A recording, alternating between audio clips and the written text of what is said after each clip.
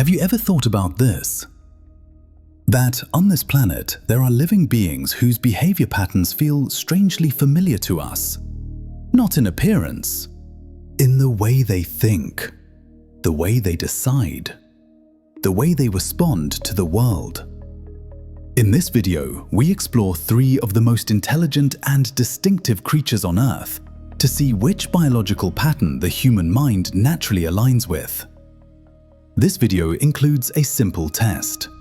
18 short questions, each answered with a clear yes or no. As you listen, focus on your real, everyday behavior, the patterns that repeat in your life without you trying. After the questions, we'll walk through the results together and break down what each pattern represents and why it shows up the way it does.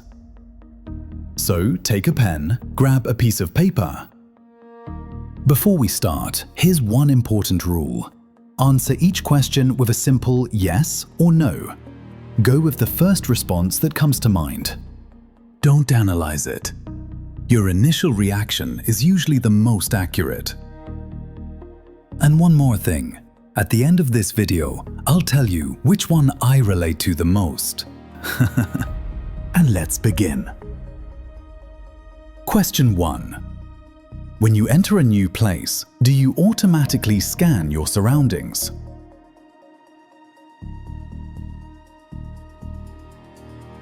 Question 2. Do you feel more focused when you're alone?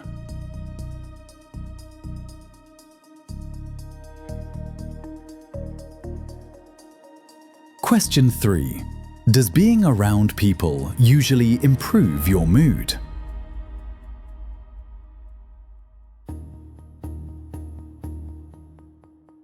Question 4. Do certain events replay in your mind long after they happen?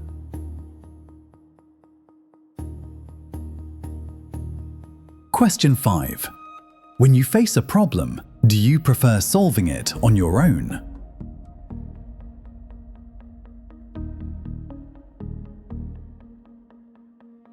Question 6. If a relationship goes wrong, does it affect your ability to focus?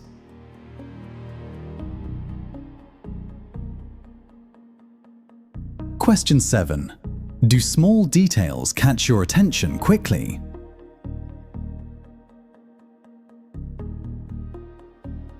Question 8. When you're disconnected from others, does your motivation drop? Question 9. Do crowded or noisy environments drain your energy? Question 10. Even when everything seems calm, do you stay mentally alert? Question 11. Do you enjoy being part of a specific group or circle? Question 12. Do you find it tiring to explain yourself to others? Question 13. Do you often sense when something feels off before others do? Question 14. Do you work better when you have full freedom and autonomy? Question 15. If you spend too much time alone, do you lose energy faster? Question 16. Is it hard for you to let go of unfinished thoughts or unresolved issues? Question 17. Do other people's opinions influence your decisions?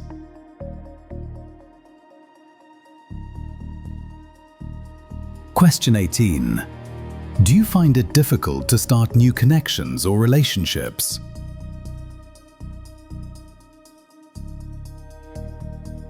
Now let's break this down. If you answered yes to questions 1, 4, 7, 10, 13, or 16, those responses point toward a pattern commonly associated with crows. Crows operate with a mind that stays alert by default. They don't wait for danger to appear. They notice shifts before they become obvious. This pattern is about environmental awareness and mental continuity. In humans, it often shows up as automatically scanning spaces without trying to, picking up on small inconsistencies others miss, and holding on to experiences, especially unresolved ones, for a long time. This doesn't mean constant anxiety. It means the mind stays engaged, even in quiet moments. People with this pattern tend to remember, connect dots, and sense when something is off, sometimes before there's any clear reason. Their challenge isn't lack of awareness. It's learning when to let the mind rest instead of staying permanently on watch. Now let's continue. If you answered yes to questions 3, 8, 11, 15, or 17, these answers point toward a pattern commonly associated with wolves. Wolves are deeply social, but not in a casual way. Their strength comes from connection, belonging, and shared direction. This pattern isn't about liking people, it's about how energy and motivation respond to connection. In humans, this often shows up as feeling more stable or energized around familiar people, working better when part of a group or shared mission, and being affected, positively or negatively, by the emotional state of others.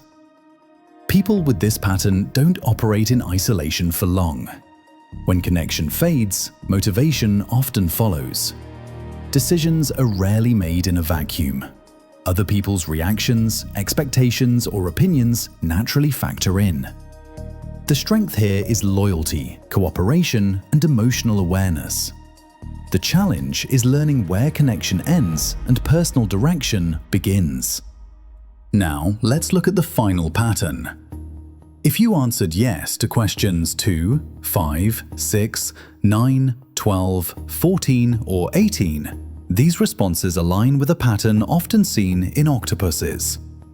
Octopuses are highly intelligent, but their intelligence is self-directed. They don't rely on groups. They rely on adaptation, independence, and internal control. In humans, this pattern appears as needing solitude to think clearly, preferring autonomy over coordination, and feeling drained by constant explanation or social negotiation. This isn't detachment, it's efficiency. People with this pattern often work best when they control their time, space, and methods. They tend to withdraw when relationships become complicated, not because they don't care, but because complexity interrupts focus. Their strength is originality, adaptability, and depth. Their challenge is staying connected without feeling constrained. Now look at your answers as a whole. Most people don't fit perfectly into one pattern. What matters is which group received the most yes answers. If one pattern clearly stands out, that's the biological style your mind most often defaults to. If two patterns are close, you're likely switching between them depending on situation and pressure. This isn't about labels, it's about awareness. Once you recognize your dominant pattern, you start to understand why certain environments exhaust you, why some situations bring clarity while others create friction, and why you respond the way you do, even when you don't plan to. None of these patterns are better than the others. They're simply different ways intelligence organizes itself. And once you see your pattern clearly, you stop fighting it and start working with it. Before we wrap this up, I promised I'd tell you mine. I'm definitely closer to the wolf. Connection matters to me, people matter. But I also carry some crow traits. My friends say I don't forget things easily. They call it being observant. I call it memory. So now I'm curious, which one are you closer to? The crow, the wolf, or the octopus? If you feel like it, tell me in the comments.